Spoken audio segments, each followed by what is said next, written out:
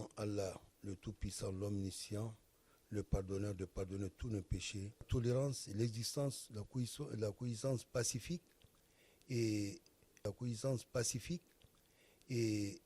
une des règles dont l'islam accorde une grande importance.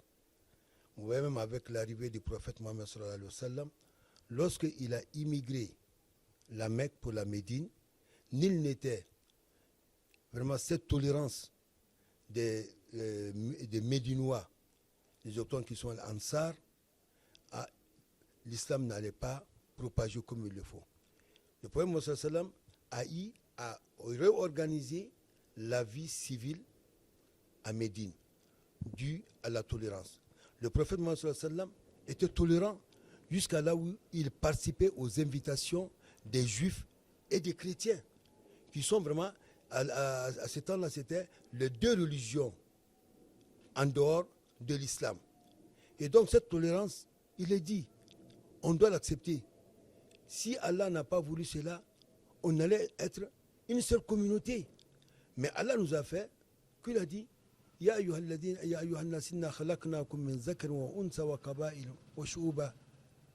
Allah nous a créés à partir d'une multitude de tribus. Mais Allah dit, pour que nous nous connaissons. Et si quelqu'un dit que vraiment qu'il veut vous connaître, ça veut dire, la première chose, c'est la tolérance. Il faut que tu m'acceptes comme je suis. Et l'islam l'a fait. Le prophète Mohammed sallallahu alayhi wa sallam, il a accepté les chrétiens, il a accepté les juifs. Et pourquoi pas nous ne pouvons pas faire de tolérance? Et surtout dans le jour aujourd'hui, c'est même entre les musulmans qu'il n'y a pas de tolérance. Et comme vous le dites, donc vraiment, c'est un point essentiel dont l'islam apporte une grande contribution. En dehors même de la pratique religieuse, il faudra que nous arrivions à nous pardonner. Il faudra que nous arrivions à nous être tolérants les uns envers les autres. Alhamdulillahi Rabbil Alamin, wassalatu wassalamu ala ashrafil anbiya'i wal mursalin.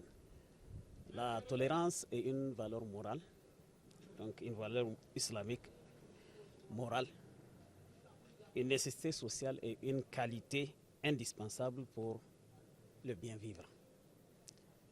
Quand il n'y a pas de tolérance, il n'y a pas de pardon, il n'y aura pas donc d'harmonie et de symbiose dans la communauté. Et c'est pour cela que l'islam a tellement encouragé à la tolérance, à l'indulgence, à pardonner à l'autre, quelle que soit la faute commise, en d'autres termes. Donc, parce que c'est un élément, un levier pour donc, le bien vivre en communauté. Un jour, Abou Bakr Siddiq avait dit qu'il ne va plus aider une personne dont il a l'habitude parce que cette personne a calomnié Aïcha, sa fille, la femme du prophète sallallahu alayhi wa sallam. Et le prophète de l'appeler pour lui dire, donc pour le remettre à l'ordre. Et un verset qu'il dit, qui vient, وَلْيَأْتَلِ أُولِي الْفَضْلِ مِنْكُمْ وَالسَّعَةِ أَنْ يُؤْتُوا أُولِي الْقُرْبَى وَالْيَتَامَى وَالْمَسَاكِينِ وَابْنِ السَّبِيلِ. Donc la fin du verset, فَلْيَعْفُوا وَلْيَصْفَحُوا أَلَا تُحِبُّونَ أَنْ يَغْفِرَ اللَّهُ لَكُمْ. Donc en d'autres termes, Allah a rappelé à l'ordre par ce fait Abou Bakr Siddiq, donc en appelant par là les croyants à être indulgents, à tolérer les fautes des autres, à leur pardonner, qu'ils pardonnent et qu'ils effacent la faute.